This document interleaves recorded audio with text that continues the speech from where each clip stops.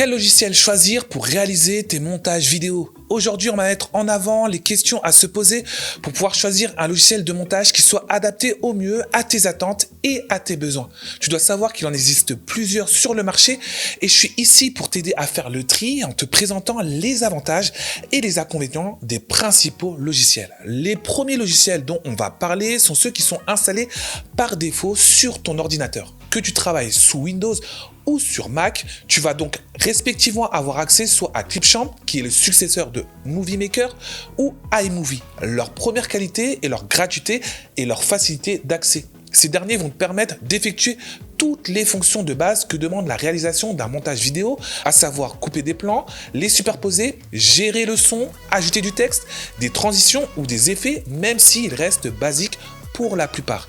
Clipchamp va t'offrir des outils qui peuvent s'avérer être très intéressants dans certaines conditions, à savoir l'enregistrement de ton écran, la prise en charge des webcams, la transformation de ton texte en audio en te mettant notamment à disposition plus de 70 langues différentes, la présence de modèles pour effectuer ton montage, de stock de vidéos, mais également d'effets sonores. On va retrouver également la présence de filtres et de réglages certes basiques pour modifier les couleurs de tes vidéos. Néanmoins, l'un des grands désavantages de cette offre gratuite se situe au niveau de l'export, car tu ne pourras pas exporter des vidéos en 4K. Sur iMovie, on va retrouver globalement les mêmes fonctions de base, mais l'une des grandes différences est la possibilité cette fois-ci d'exporter en 4K de manière native. Ici, on a donc deux logiciels faciles à prendre en main, mais qui peuvent posséder certains facteurs limitants pour les plus créatifs d'entre vous. En parlant justement de création, je m'autorise ici à évoquer une application qui possède désormais une version présente sur ordinateur, à savoir CapCut. Je trouve ce système que tu peux retrouver aussi bien sur Mac que sur PC très simple, très complet, de par la présence notamment de certains outils qui sont susceptibles de se retrouver sur des logiciels réservés au monde professionnel. Je pense notamment ici au tracking, au masque, à la possibilité d'utiliser des points clés, du détourage, des outils de chroma key ou de marquage du rythme notamment.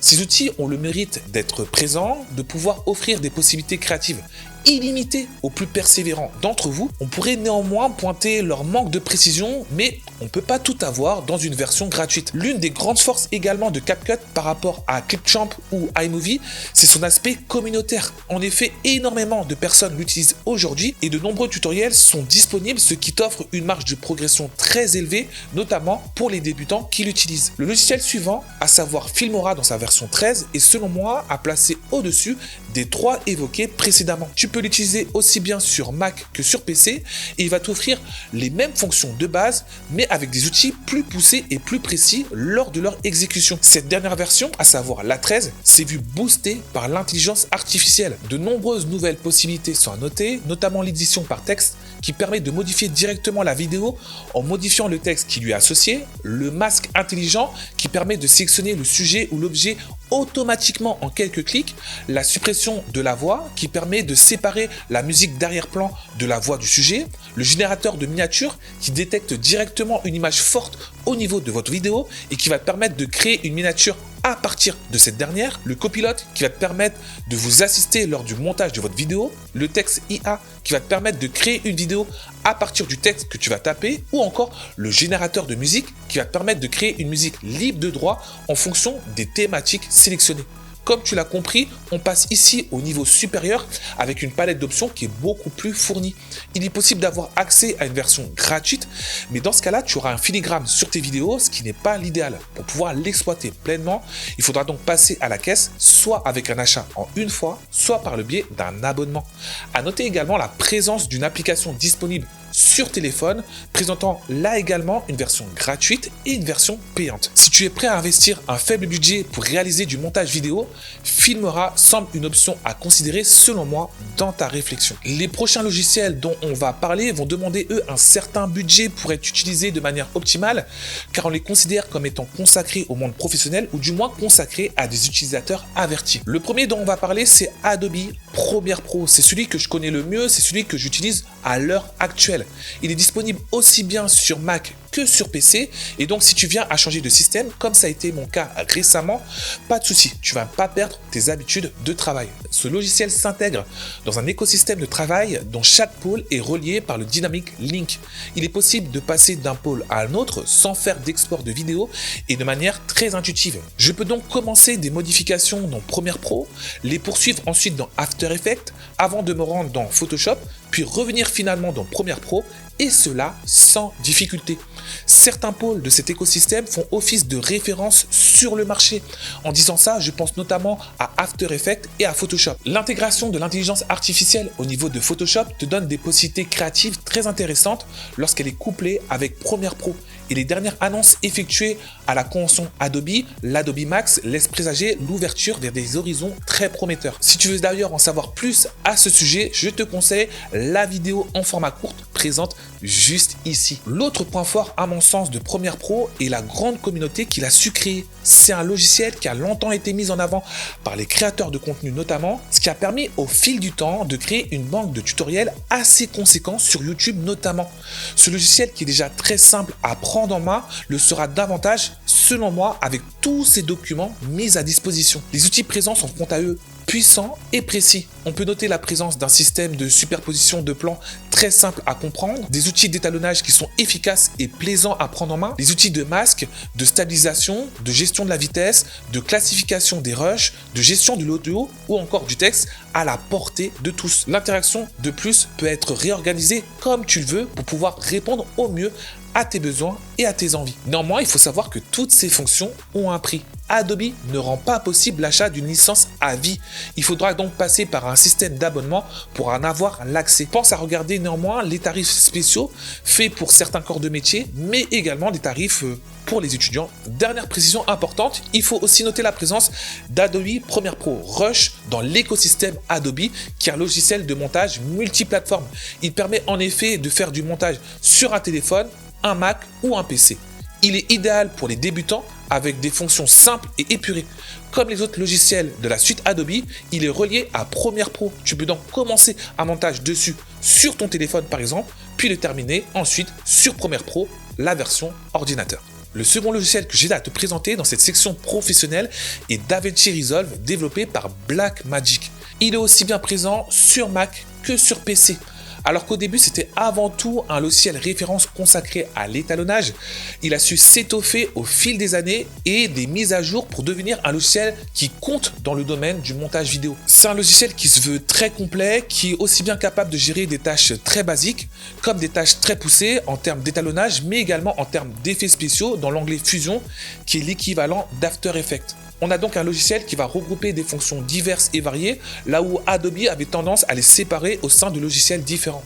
C'est un logiciel qui a la particularité également d'avoir une organisation en nœuds qui peut être assez perturbante au début pour toute personne venant entre guillemets d'un logiciel de montage classique. Il se différencie également par la possibilité de réaliser un travail collaboratif très poussé. En effet, il est possible de travailler à plusieurs sur le même projet et cela en même temps. Un monteur, un étalonneur, un artiste chargé des effets spéciaux peuvent travailler ensemble depuis n'importe quel endroit et avoir accès aux modifications apportées par chacun. Ce qui aussi a beaucoup contribué à faire parler de ce logiciel, c'est sa version totalement gratuite qu'il propose.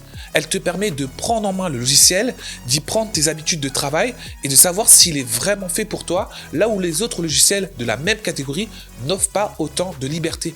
Cette version gratuite est assez bluffante car elle va permettre de prendre beaucoup d'initiatives pour amorcer tes premiers pas dans le monde du montage vidéo. Par contre, elle possède, comme tu peux t'en douter, des limitations, comme l'impossibilité d'utiliser certains effets qui font le succès de ce logiciel, comme la réduction du bruit dont on a parlé dans cette vidéo notamment, l'impossibilité d'exporter en 4K ou d'utiliser des rushs en 10 bits. La version payante qui débloque l'ensemble de ces fonctionnalités se situe elle aux alentours de 300 € et va t'offrir une licence à vie. Le dernier logiciel dans cette section professionnelle est Final Cut Pro. Il est disponible uniquement sur Mac contrairement aux deux autres, mais il est totalement optimisé pour ce système. Ce logiciel est donc très réactif sur une machine Apple, mais il faut néanmoins préciser qu'avec les nouvelles puces M1, M2 et maintenant M3 de Apple, Tous les logiciels de montage viennent maintenant à bien fonctionner sur un Mac. L'interface de Final Cut Pro se veut très minimaliste.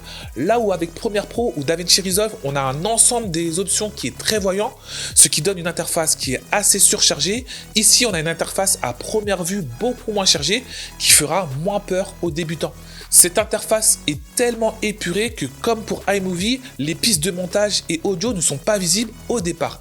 Elles le deviennent une fois que tu vas déposer tes rushs dans l'espace prévu pour. L'autre spécificité est l'aspect magnétique de la timeline. Dès qu'on incorpore un élément dans la timeline, il vient directement se coller au rush déjà présent. Cela se passe également lorsqu'on vient couper et supprimer un élément. C'est une organisation particulière qui conviendra à certains et moins à d'autres. À noter également que c'est le seul logiciel qui est capable de gérer de manière optimale et complète le ProRes RAW, un format brut qui va te permettre de donner une grande liberté en termes d'étalonnage en post-production. D'ailleurs, l'étalonnage est très agréable à réaliser sur ce logiciel avec des outils qui sont très bien pensés. Par contre, comparé aux deux autres, la panoplie d'effets disponibles est beaucoup moins fournie.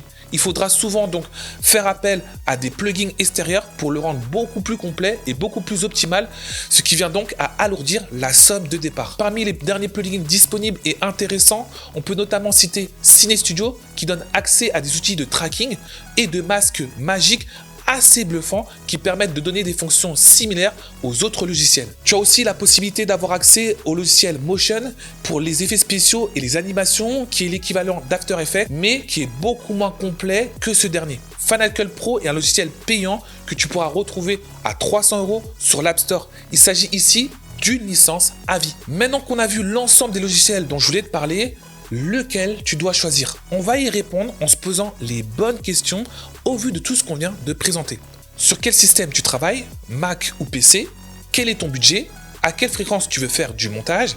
Quel type de montage tu veux effectuer? Des simples ou des montages avec beaucoup d'effets, beaucoup d'animations? À partir des réponses qu'on va apporter à ces questions, plusieurs situations vont s'offrir à nous. La première, c'est que tu n'as pas de budget à investir dans un logiciel de montage et que tes productions vont être très basiques. Dans ce cas-là, dirige-toi vers les logiciels présents par défaut sur ton ordinateur, à savoir Clipchamp et iMovie, en fonction de ton système de travail. Tu as également la solution CapCut si tu le souhaites. Pour une solution toujours gratuite, mais permettant d'aller beaucoup plus loin dans tes productions, tu peux cette fois-ci te tourner vers la version gratuite de DaVinci Resolve. Maintenant, il y a la situation où tu as un budget très limité à investir dans un logiciel de montage car tu souhaites te perfectionner. La meilleure solution selon moi est de se tourner vers le logiciel Filmora qui t'offrira les meilleures possibilités pour un prix raisonnable. Le troisième cas que nous allons voir, c'est le cas où tu as un budget conséquent à investir dans un logiciel de montage car tu cherches à avoir des outils très performants et très précis pour monter tes vidéos. Si tu es sur Mac et que tu cherches à avoir de la réactivité, de la fluidité, de la simplicité et que ton but n'est pas forcément de faire de gros effets spéciaux ou de grosses animations, je te conseille d'opter pour Final Cut Pro qui sera la meilleure option pour toi et de loin. Si tu es sur un Mac ou un PC et que tu veux réaliser des effets spéciaux ou des animations beaucoup plus poussées, je te conseille de t'orienter vers Premiere Pro qui, je te le rappelle, est intimement lié à After Effects et à Photoshop. De plus, la communauté qui existe autour de ce logiciel va te permettre de t'y retrouver très rapidement et de progresser également très rapidement. Enfin, si tu es sur Mac ou PC et que tu veux pousser notamment l'étalonnage, tu pourras te tourner vers DaVinci Resolve.